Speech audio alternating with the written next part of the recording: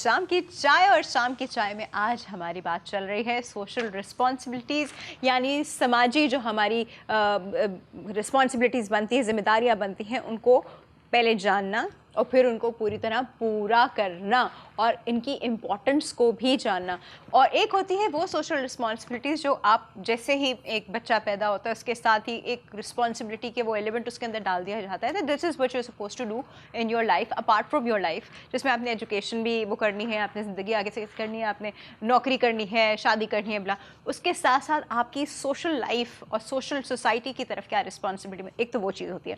एक होती है सिचुएशनल, और वो कन्वेंशनल से थोड़े हटके होती है। सिचुएशनल की मैं वो बात करूँगी क्योंकि आजकल जो सिचुएशन है, पहले शायद हमारी जनरेशन और हमसे पहले वाली जनरेशन ने भी ये चीज़ नहीं देखी भी, सब इसको मिलके साथ अडॉप्ट करने की कोशिश कर रहे हैं, जो कि है मास्क और हाथ का सैनिटाइजेशन और एक दूसरे से फिज़िकल डिस्टेंस पे होना। ये सब एकदम से एक नई चीज़ है, एकदम से एक नई सोशल रिस्पॉन्सिबिलिटी है जिसको समझना बहुत इम्पॉर्टेंट है। ये भी करेंगे और बहुत सारी बातें जो सोशल रिस्पॉन्सिबिलिटी में आती हैं वो भी करेंगे, क्योंकि जब हमारे पास ऐसी शख्सियत मौजूद होते हैं तो हम किसी एक चीज़ तक लिमिट हो ही नहीं पाते। मैं उनके बारे में आपको क्या बताऊँ। सोशोलॉजिस्ट हैं, IVLP फेलो हैं USA के, member Sindh high court bar association के, मेंबर कराची बार एसोसिएशन के, फाउंडिंग मेंबर चाइल्ड राइट। हम लोग शुरू में बहुत चाइल्ड राइट्स रिलेटेड बात भी करते थे और बहुत सारी चीज़ें हैं। हमारे पास एडवोकेट हैं जी हाई कोर्ट के, राना आसिफ हबीब। अस्सलाम वालेकुम सर। जी वालेकुम अस्सलाम। कैसे हैं आप? बड़ा अल्लाह का शुक्र है, और आपके साथ तो बहुत प्रोग्राम हमने किए हैं। बहुत प्रोग्राम किए हैं। बिल्कुल।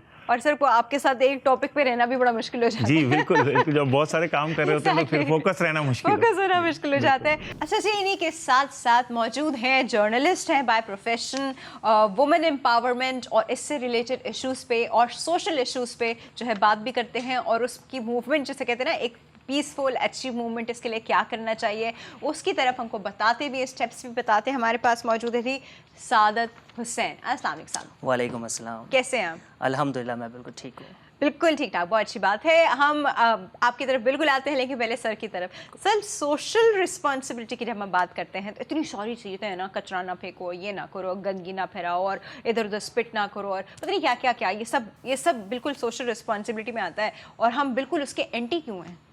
देखिए, जो सिविक सेंस होता है वो दो चीज़ों से होता है। एक तो आपके जो कवानीन हैं उसके ऊपर इम्प्लीमेंटेशन सख्त हो, दूसरा होता है आपके सोसाइटी के इंटरनल कंट्रोल क्या है, यानी आपकी सोशलाइजेशन किस तरह हुई है। अगर उसने बच्चे ने वालिद को कचरा फेंकते हुए देखा है तो वो ख़ुद भी बच्चा उसको इमिटेट करेगा। और एक सोशोलॉजिस्ट हैं गेबल टार्ट, उनकी थ्योरी है इमिटेशन की, यानी इंसान तकलीद जो देखता है उसकी तकलीद शुरू कर देता है अगर उसके दिल को वो आसान हल लगता है। तो बच्चे को आसान हल यही लगता है, कौन जाके डस्टबिन तक जाए। exactly. तो फिर ये चीज़ें आती हैं। फिर उसके बाद ये होता है कि आपकी जो इंस्टीट्यूशन है एजुकेशन के और फैमिली का इंस्टीट्यूशन, इन दोनों का आपकी ज़िंदगी के ऊपर बड़ा असर होता है कि अगर स्कूल में आप 6 घंटे हैं तो 18 घंटे आप अपनी फैमिली के साथ हैं। तो ये दोनों इंस्टीट्यूशन की नॉर्म्स क्या हैं, उनके यहाँ अगर आपके यहाँ घर पे भी नॉर्मेटिव बिहेवियर है कि किचन में बास्केट है या ड्राइंग रूम में या वॉशरूम में हर जगह आपने कचरे को, यहाँ ये तो एक चीज़ है। दूसरा ये कि आपने 5 करोड़ का घर बनाया, सामने 5,000 का गटर नहीं बनाया, तो आप समझते हैं स्टेट की रिस्पॉन्सिबिलिटी, तो आपका कम्युनिटी जो कंट्रीब्यूशन है वो ज़ीरो पे फिर आ जाता है। फिर आपकी जो इंस्टीट्यूशन का इंटर्नशिप प्रोग्राम है, अगर वो खाली टीचर एक लेटर चाह रहा है किसी सिविल सोसाइटी ऑर्गेनाइजेशन से और चंद क्रेडिट आर्डर और 4 तस्वीरें मीन्स ऑफ वेरिफिकेशन के तौर पे ले रहा है और देख नहीं रहा कि इसकी क्वालिटी कोई बिल्ट नहीं हुई, इसके अंदर कोई कंटेंट इसने नई सोसाइटी से दिया, तो फिर वो सब चीज़ें ये कॉस्मेटिक मेजर लगते हैं कि एक दिन आपने बीच साफ कर दी, कॉस्मेटिक मेजर है, फिर बीच वैसी रहेगी जैसी है। और एक दिन के लिए आपने कोई वॉक कर दी या कोई, जिसे हम कहते हैं कि एक होती है कि एक्टिविटी बेस्ड लर्निंग, वो एक छोटे वक्त के लिए होती है, तो वो एक सिस्टम अडॉप्ट नहीं करते एक होती है आपके बिहेवियर में चेंजेस। तो आपके रवैयों में तब्दीली तब आती है कि आपको नॉलेज भी हो, आपको एटीट्यूड भी हो और आपने लोगों को प्रैक्टिस करते हुए देखा हो। और आपको पता है कि हम हर चीज़ में इतने, मैं अगर ये 2 मिनट एक्स्ट्रा निकाल रहा हूँ या निकाल रही हूँ तो उसका क्या फ़ायदा है, फ़ायदा भी बता दो। और मुझे इसमें क्या मिलेगा, जब तक ये सोच है ना कि मुझे इसमें क्या मिलेगा, तो फिर उस वक्त तक आपके अंदर सोशल रिस्पॉन्सिबिलिटी नहीं आ सकती कि जब तक आप अपनी ज़ात से बालातर होकर नहीं सोचेंगे। अपनी ज़ात को वैसे अपनी ज़ात को भी फ़ायदा आपको मिल रहा होता है, अल्टीमेटली आप अपनी सोसाइटी अच्छे कर रहे होते हैं और इसका लॉन्ग टर्म फ़ायदा भी है। हर चीज़ ज़रूरी नहीं है कि आपको विद इन अ सेकेंड मिल जाए, यू नो, या हर चीज़ के बदले में कोई आपको पैसे दे, ऐसा नहीं होता। हाँ, फ़ाइन आप दे सकते हैं, आपको देना होता है बहुत सारी चीज़ों पे, लेकिन हम फ़ाइन के बगैर चलने वाली कौम नहीं है। ऐसा क्यों है? कोई फ़ाइन करे, कोई डंडा करे, कोई लॉकअप में डाले तो ही समझ आती है चीज़ें, वरना नहीं आती।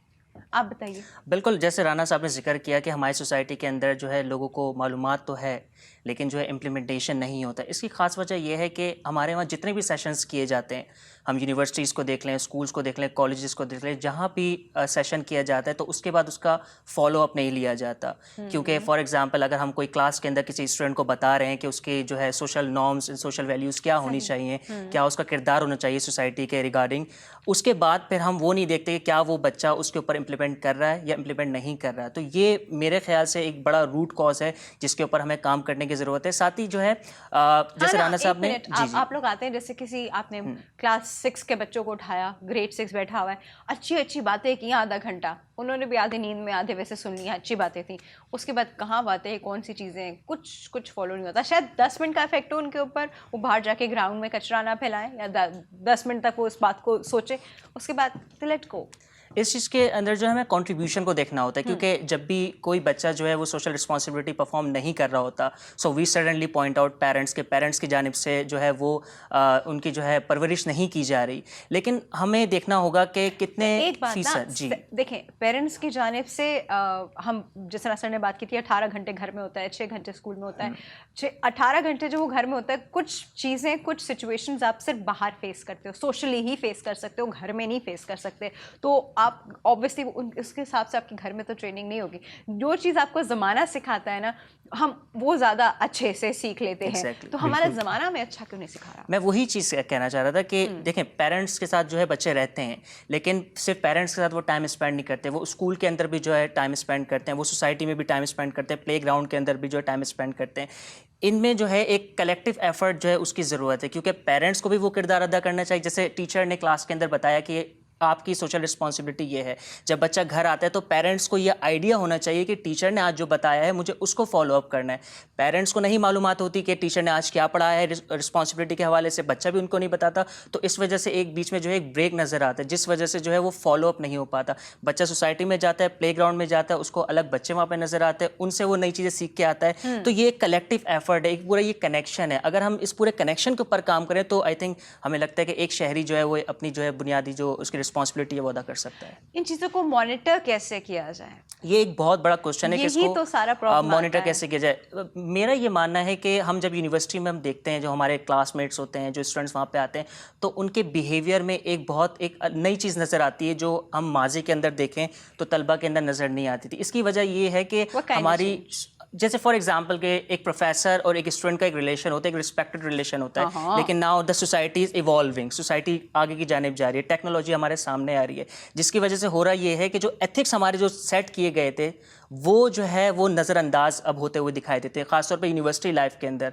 अगर हम इसकी बात करें तो मेरे मुताबिक यह है कि अगर हम जो है पर्टिकुलरली हर स्टूडेंट को, हर शहरी को हम जो है वो मालूमात फ़राहम करें कि ये हमारी बुनियादी ज़रूरियात हैं, ये हमारी जो है ये हमारे रिस्पॉन्सिबिलिटीज़ हैं, इनको अदा करना ज़रूरी है। तो उसके बाद जो है फिर वो आहिस्ता आहिस्ता जब एक शख्स करेगा, दूसरा उसको देखेगा, तीसरा करेगा, तो जस्ट लाइक दैट। और एक और चीज़ मैं यहाँ पे कोट करना चाहूँगा कि हमारी सोसाइटी जैसे इवॉल्व हो रही है तो नए लोग आ रहे हैं, नई सोच है उनकी, नया सिस्टम है, तो इसी वजह से जो हमें पुराने नॉर्म्स को अब थोड़ा सा जो है उसको भी जो है अपग्रेड करने की ज़रूरत है, ताकि जो है लोग नए तरीके से समझ सकें। ये पुराने नॉर्म्स अपग्रेड करने, न्यू जनरेशन, टेक्नोलॉजी जनरेशन, इन सब चीज़ों ने हमारा बड़ा दिमाग ख़राब कर दिया सर। देखिए, हाँ बिल्कुल, ये तो टेक्नोलॉजी के एक मेरिट्स भी होते हैं, डीमेरिट्स भी होते हैं।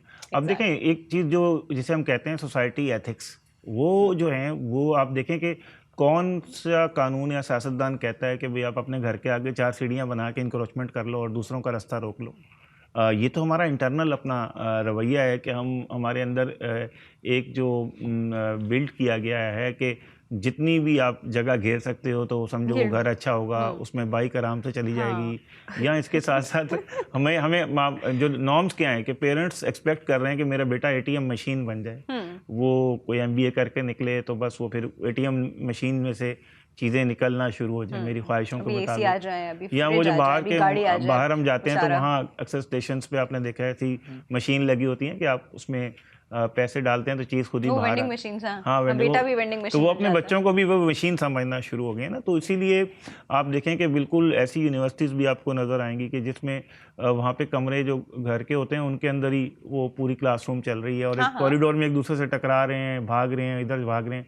वो नॉर्म्स ही सेट नहीं हो पा रही जो एजुकेशन इंस्टीट्यूशंस के अंदर होती थी, कि जिसमें आप सुबह आके अपना चीज़ें बेहतर करते थे, अपने डेस्क को साफ़ करते थे, अपनी आके आप एक लोगों के साथ जो इंटरेक्शन बिल्ड करते थे कैफेटेरिया से लेके, और अपने जो आपके स्पोर्ट्स की जो चीज़, बहुत सी यूनिवर्सिटीज़ के पास तो स्पोर्ट्स की पब्लिक फ्रेंडली स्पेसेस भी नहीं है ना, तो इसी तरह स्कूलों का भी हाल है, स्कूल भी। Exactly, grounds तो भी आपका नहीं है। मटेरियल कल्चर जो होता है वो आपके नॉन मटेरियल कल्चर में जहन की डेवलप करने में उसका बड़ा हाथ होता है। आपने कहा जहाँ इनेबलिंग इन्वायरमेंट है, मिसाल के तौर पे जो हाई फाई मॉल्स होते हैं, मॉल्स में तो कोई कचरा नहीं फेंकता ना, वो डस्टबिन पड़ा होता फेंकने नहीं देगा है ना और सर लोगों कोई। की एक्सेस में होता है तो लोग फिर उस एक्सेस में जब होता है तो लोग फिर वहीं पे जाके, इतने सिनेमाज हैं, इतनी जगह हैं, एयरपोर्ट है, लोग जो स्टेशन पर खराबियां करते हैं एयरपोर्ट पे क्यों नहीं करते? कि वही आपकी मॉनिटरिंग वाली बात है कि 1 घंटे की फ़्लाइट में आप दुबई चले जाएं, वहाँ कोई कचरा अगर फेंकेगा तो 500 धर्म का उसको फ़ाइन जब देना पड़ता है, फिर वो 1000 धर्म को गिनता है, यार ये 1000 धर्म मैं कमाऊंगा क्या और फाइन में, फिर वो क्या करता है टिश्यू पेपर जेब में ही डाल लेता है, वो कहता है घर जाके घर ही फेंकूंगा। जाके फेंकूंगा। तो ये चीज़ें सोशल रिस्पॉन्सिबिलिटी को सही। भी बड़ा आगे लेके जाती है। लेकिन सही ना, अगेन बात ये मॉनिटर और रूल करने के आगे ना, अगर रूल ऐसा है, उनके ऊपर मॉनिटरिंग ऐसी है, तो क्या हम उसके बगैर नहीं चलते? हम नहीं चल सकते। हमें चलना चाहिए क्योंकि हम क्यों नहीं चलना चाहिए? क्यों नहीं चलते? हम चलना क्यों 95% उस मज़हब के मानने वाले पाकिस्तान में रहते हैं कि जो अपने आप को दुनिया का बेहतरीन मज़हब कहता है, जो अपनी अखलाकियात को कहता है कि दुनिया को इसको फॉलो करना चाहिए। तो उस कंट्री में तो ज़्यादा सोशल, जिसे एक वर्ड होता है duty of care. Duty of care का मतलब है आपको कोई भी नहीं देख रहा, तो आपने वो जिम्मेदारियां अदा करनी है कि जो आपको करनी चाहिए थी, और वो काम नहीं करने के जिनको करने के लिए आपको कोई भी नहीं देख रहा।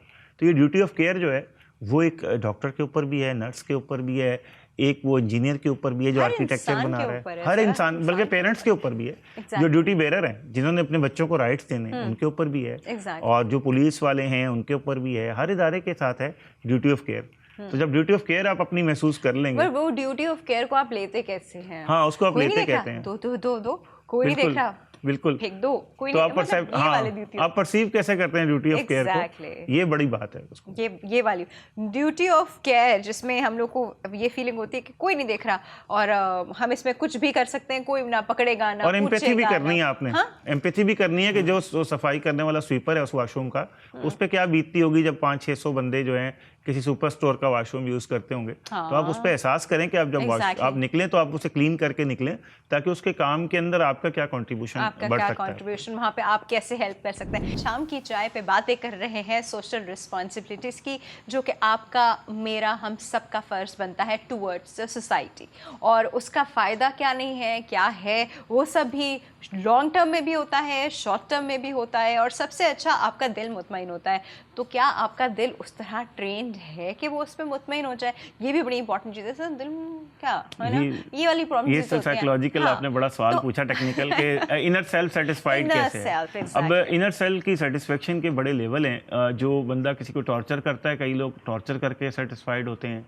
कई लोग टॉर्चर सह के सेटिस्फाइड होते हैं, और कई लोग इस तरह के होते हैं कि अच्छा काम करके, कोई नेकी का काम करके, भलाई का काम करके, किसी को रास्ता दे के, किसी के जो है काम आके, किसी को मालूमात सही मुहैया करके, और किसी को जो है वक्त पड़ने पर उसके साथ हॉस्पिटल या किसी कोर्ट या किसी जगह पे खड़ा हो जाना, स्टैंडिंग करना, ये भी बड़ी सोशल रिस्पॉन्सिबिलिटी है। आई थिंक एक इंसान की जो है अच्छे और बुरे, देखिए सब दिल के अच्छे तो सभी होते हैं, हर एक के लिए सुनता है ऊपर से ऐसे, लेकिन दिल का बहुत अच्छा है, उसका क्या करना है, अचार डालना है। एक अच्छे इंसान का आपको तभी पता चलता है जब वो अपनी ये रिस्पॉन्सिबिलिटीज़ बगैर किसी के कहे या बगैर किसी के देखे पूरी कर, और इसके लिए विजडम बड़ी ज़रूरी है, और विजडम आती है तजर्बे और इल्म के ज़रिए। True, exactly. कुछ कहते हैं कि नहीं, वो बॉन्ड दैट वे। कुछ लोग होते ही रेबल सॉर्ट हैं, हर उन्होंने ऐसा काम करना है जो कि सही नहीं है, एंड उनके अंदर उनको ऐसे ही सेटिस्फाई करता है हर फिर गलत उनके लिए काम काउंसलिंग करके। की ज़रूरत है, उनके लिए फैमिली काउंसलिंग सेंटर जैसी उनके लिए काउंसलिंग ज़्यादा, मुझे लगता है सर एक परमानेंट जेल बना के उनको डाल दिया करें। काउंसलिंग भी है और फिर आपके लॉ इन्फोर्समेंट का भी है कि law. Implementation rule of law होना चाहिए। अच्छा, और हम थोड़ा जर्नलिज्म की तरफ आके आपसे बात करते हैं सर कि क्या है हमारे पास लॉस क्यों नहीं होते, इससे किसी का क्या नुकसान हो रहा है, बल्कि फ़ायदा ही हो रहा है। और लेकिन हम लोगों ने जिस चीज़ के लॉस भी बनाए होते हैं, फिर हम उसका भी ओवर यूजेज शुरू कर देते हैं कि आज इतना हमने दिखाना था फाइन, और इस वजह से हमने इतने सारे जो है वो फाइन किए लोगों के। तो ये वाले ओवर यूज़ भी हैं या बिल्कुल यूज़ नहीं है। तो हम लोग लॉस को क्यों नहीं फॉलो करते, और लॉस क्यों हमारे ऊपर इम्प्लीमेंटेड नहीं है? देखिए, इसका जवाब हम ऐसे दे सकते हैं कि जब कोई बच्चा शरारत करता है तो जब पेरेंट्स उसको डांटते हैं तो उसको डर होता है दिल के अंदर कि अगर मैं ये स्टेप दोबारा उठाऊंगा तो मेरी मदर या मेरे फादर जो है वो मुझे पनिश करेंगे, तो उस डर की वजह से वो एक स्टेप बैक कर जाता है। Same exactly happens in a society. जब सोसाइटी के अंदर कोई शहरी जो है कोई अगेंस्ट ऑफ लॉ कोई काम करता है तो उसके दिल में वो डर नज़र नहीं आता। उसकी क्या वजह है? क्योंकि हमारे वहाँ जो रिस्पॉन्सिबिलिटी रखते हैं लॉ को इम्प्लीमेंट करने के लिए वो अपना किरदार अदा नहीं कर रहे होते, जिस वजह से होता है ये कि शहरी जो है आराम से वो काम कर लेता है जो एंटी सोसाइटी माना जाता है। उसके बाद होता ये है कि जब एक शहरी करता है, दूसरा शहरी करता है, तीसरा शहरी करता है, इस वजह से एक पूरी चेन बनती जाती है जिसके तहत जो है कोई डर नहीं होता। दूसरी बात जैसे इन्होंने कही कि हमारे पास इल्म होना चाहिए इस हवाले से, मैं आपको जो है एक रियलिटी एग्जाम्पल देता हूँ कि हमारे यूनिवर्सिटी क्लास के अंदर अचानक से नॉर्मली हमें प्रोफेसर्स आते हैं, हमें पढ़ाते हैं, अचानक से उस दिन ऐसा हुआ कि हमारे ट्रैफिक पुलिस ऑफिसर्स जो हैं वो हमारे क्लासरूम के अंदर आ गए एंड वी वर शॉक्ड के ट्रैफिक पुलिस ऑफिसर्स को हमेशा हमने ट्रैफिक सिग्नल के ऊपर देखा है लेकिन क्लासरूम में कभी नहीं देखा। तो उस सेशन के अंदर उन्होंने हमें जो है तमाम जितने भी जो ट्रैफिक कवानीन है उसके हवाले से जो है हमें आगाही दी।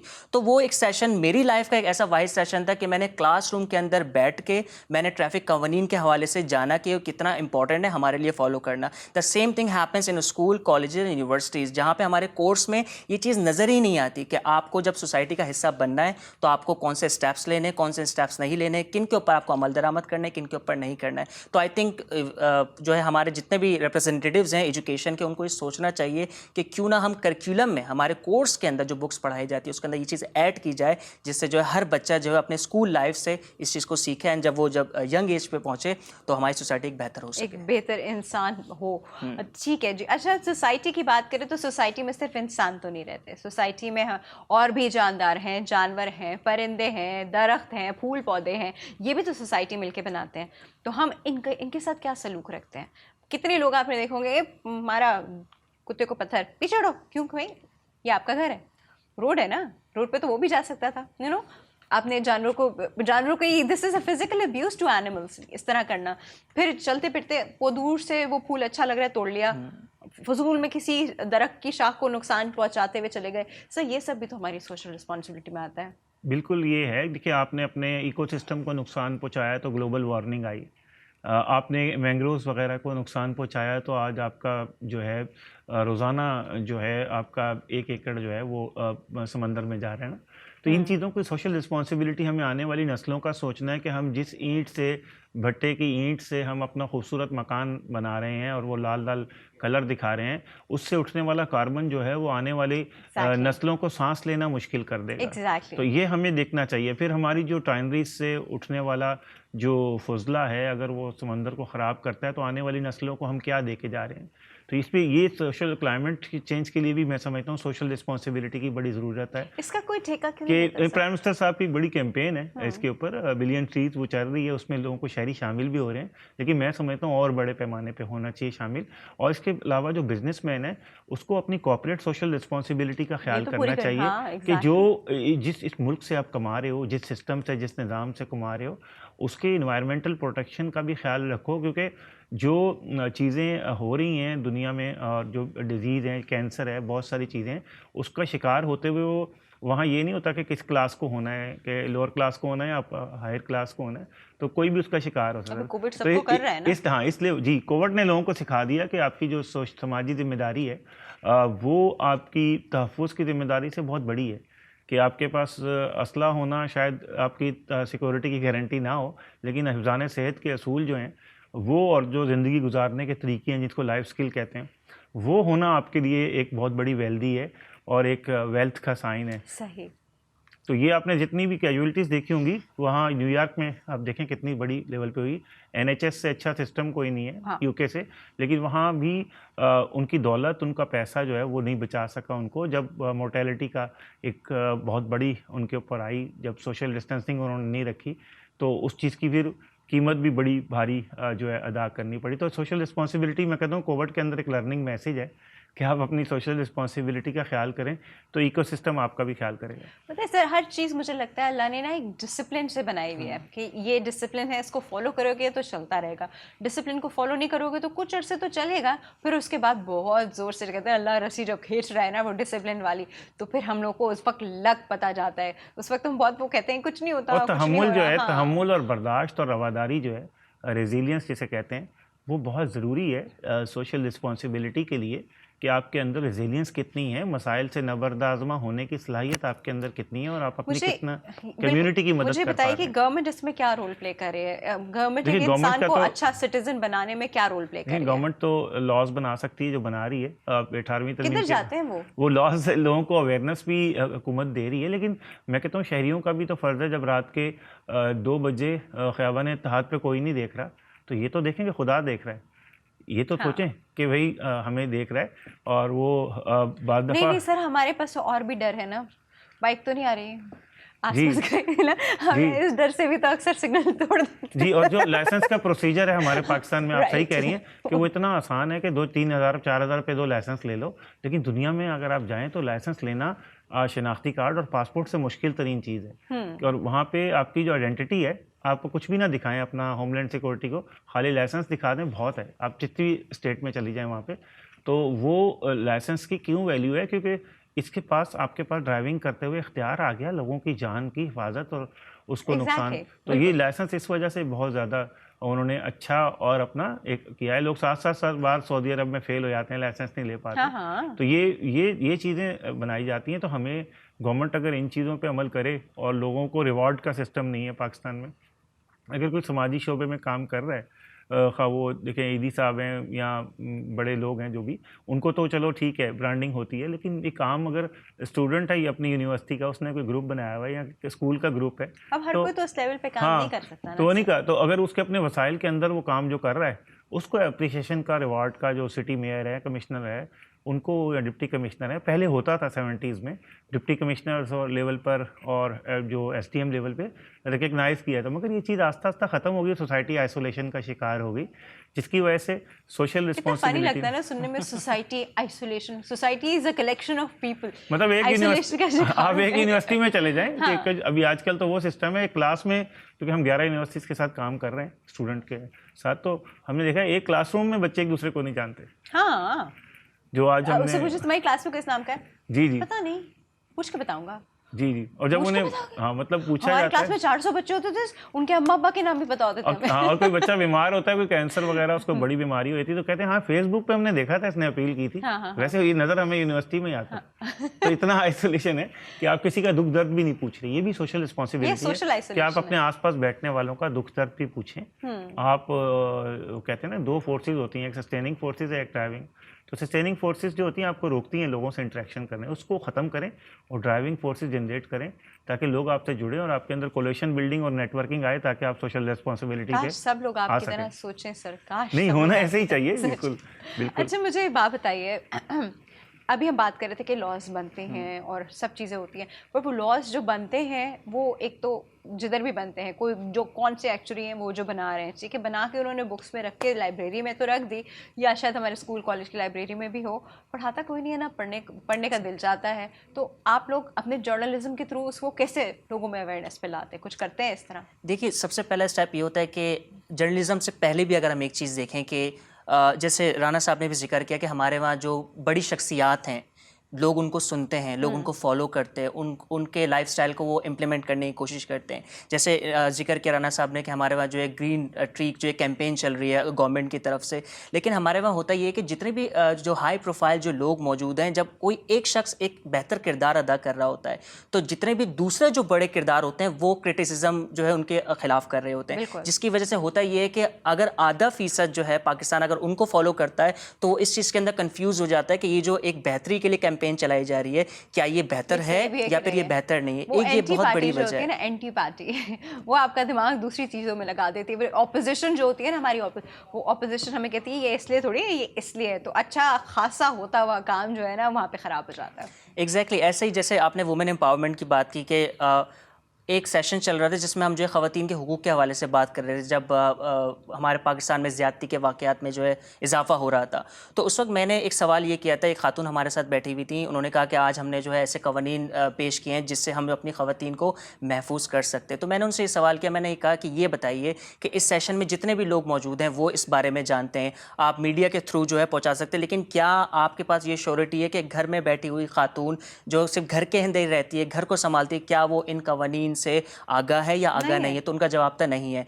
तो जब तक हम घर घर तक ये जो है तालीम नहीं पहुंचाएंगे, ये लॉज नहीं बताएंगे, क्योंकि लोगों को लॉज ही नहीं पता होते। जब लॉज ही नहीं पता होंगे तो किस तरीके से उसके ऊपर हाँ, रेडियो पे सुन लिया तो पता चला अच्छा ये भी है, अच्छा ये भी हो सकता है, पहली बार पता चला। तो इस तरह के जो सोशल और ये जो हमारे पास मीडियम्स हैं, डिजिटल, टीवी, रेडियो, न्यूज़पेपर, ये सब मीडियम्स आपको पढ़ाने सिखाने के लिए हैं। हम और बात है कि हम इनको अपनी एंटरटेनमेंट और सब चीज़ों के लिए, विच इज़ फाइन, बट उसमें आप इस पहलू की तरफ भी सोचा करें, इस पहलू की तरफ भी देखा करें। सोशल मीडिया बड़ी पावर है कि आप उस पर अगर समाजी जिम्मेदारी का जो जिस तरह अभी आज ये प्रोग्राम है इसके अगर आप क्लिप्स भी चलाते हैं तो हो सकता है किसी के अंदर जो है उसका समाजी शऊर जो है उसके अंदर इजाफा हो जाए और वो अपनी चीज़ों को उस अंदाज में देखना शुरू कर दे कि जिसमें अपनी शनाख्त को बरकरार रखते हुए दूसरों की शनाख्त का भी एहतराम करे। सही। और अपनी राइट टू प्राइवेसी से दूसरों के भी राइट टू प्राइवेसी का ख्याल रखे कि आज़ादी ज़रूर है, सब कुछ है, बजाय आप किसी के किरदार कुशी या मनफी तौर पर उसके बारे में कोई वीडियोस बनाने से आप समझें लाइक ज़्यादा आएंगे, बल्कि आप लोगों की अच्छाइयों के ऊपर वीडियो बनाएं, हो सकता है उससे भी ज़्यादा लाइक आना शुरू हो जाए। तो आप माशरे का मिजाज जो है खुद कैसे प्रेडिक्ट कर सकते हैं। एग्जैक्टली। एक सेंटेंस मुझे मेरी मदर ने सिखाया था और वो कहती हैं कि ये सेंटेंस तुम अंदर घोल के पी जाओ ना, अपने अंदर अपनी जैसे कहते हैं रूह को भी पिला दो ना, तो इस सेंटेंस से तुम एक बहुत अच्छा इंसान बन सकती हो। और वो पता है क्या था?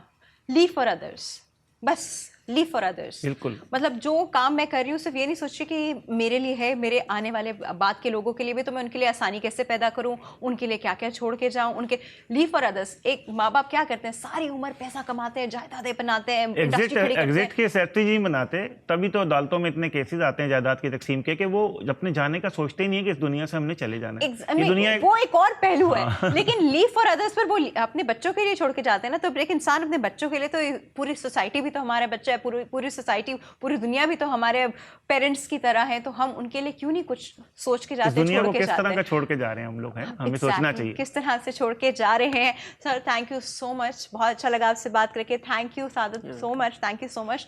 नाज़रीन आज के लिए बस इतना ही। कल हम फिर मिलेंगे शाम की चाय में एक और टॉपिक के साथ। आप हमारे सोशल मीडिया के forums which is Facebook, Instagram and YouTube, इसको ज्वाइन करना नहीं भूलेगा।